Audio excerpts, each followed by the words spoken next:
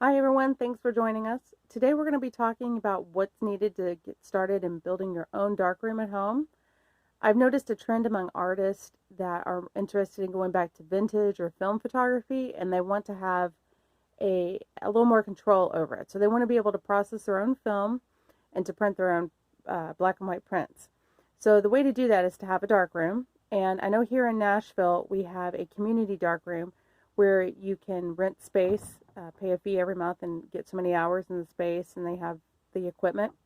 But in case you don't have that available in your area, or it's not something you're interested in doing, I want to kind of go over just the very first basics of what you need to set up your own in-home darkroom. The very first thing you're going to need is a space. It doesn't have to be anything fancy, doesn't have to be that big. You just need a place that you can make light tight. So a bathroom usually works really well because you only have one door and you can put a towel under the door and keep the light out. You can also put some rubber foam stuff around the door and try to keep the light out that way. You can see here, my darkroom is nothing fancy. It is an unfinished bathroom that we framed in years ago when we built our house, and I just kind of took it over as my darkroom, and it has been that ever since. So once you have a space selected that you can use, the very first thing that you're going to need, the one big piece of equipment, is an enlarger. I have two of them here. You don't have to have two, just one will do. But I wanted to show you the different kinds that you can get. Both of these are very common. I have a Bessler 23C2, and I also have a Super Chromega or Omega C760. Now, what the enlarger does is you put the film in there, and it projects light from a light bulb in the top through the film and projects your image onto your paper.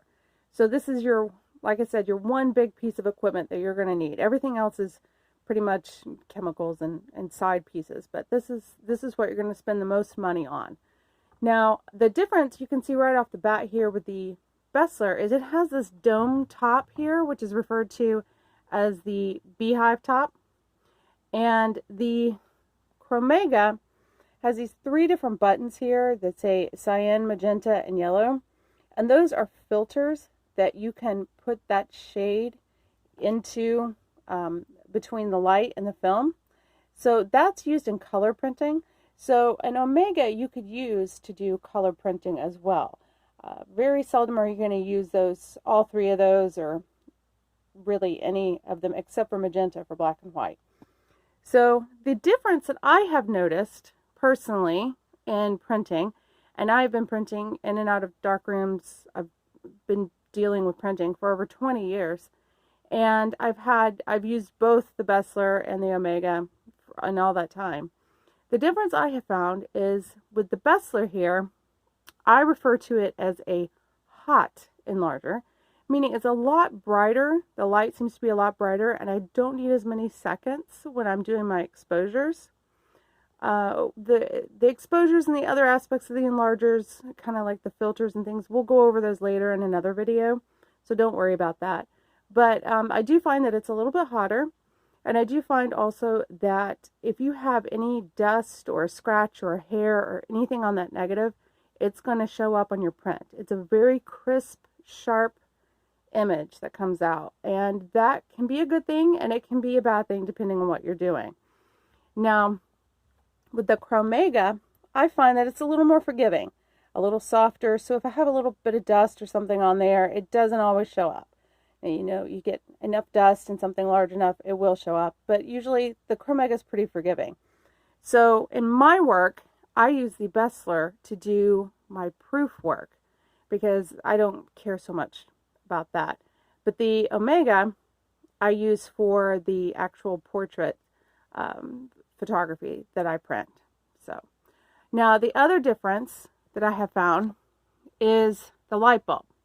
So right here you'll see in this beehive, this is where the light bulb is for the Bessler, and it is a more common light bulb. It is just referred to as an enlarger light bulb. A lot of times you can find it a lot more common. It's not as expensive. You can get it from B&H Photo Video Supply out of New York. You can find them on Amazon, and you might even be able to find them at some home improvement stores. Now, the Chromega, I have found is a little trickier. So I always keep track as well of when I change the light bulbs in either one of the enlargers, and that's so that I will know that it's a new light bulb, because a new light bulb can be a little bit brighter for the first few rounds before you kind of break it in. Now the Chromega here, you have to take out all these screws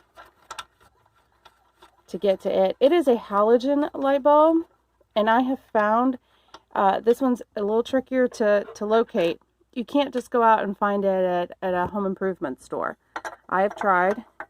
So this is the light bulb, the little halogen, and while it may look kind of simple, it's the prongs there that are the problem. They are more flat, whereas the ones that I find in the home improvement stores are more rounded off, so they will not work in this. Now these light bulbs are a little more pricey. They're about $20 a light bulb, and I tend to go through about 2 a year in the amount of time that I print. And I have found the best supplier for those is a place on Amazon. You can also get them from B&H Photo Video out of New York. They're a little bit more, but the best price and to get it the fastest turnaround is usually this place off of Amazon. So there's no warning when that light bulb's about to go either. It just goes. You just turn it on and nothing comes out. So as soon as I put one in, I go ahead and order another one so that I have plenty in stock. So that is pretty much the major difference there. You just want to keep that in mind, and what you're printing, how you want to print it, and then the cost of supplying those light bulbs and being able to locate those. I will say the only other difference that I have found on the Bestler, this is my second embezzler. The one I had before, this little knob here, I'd had it for probably about 15 years.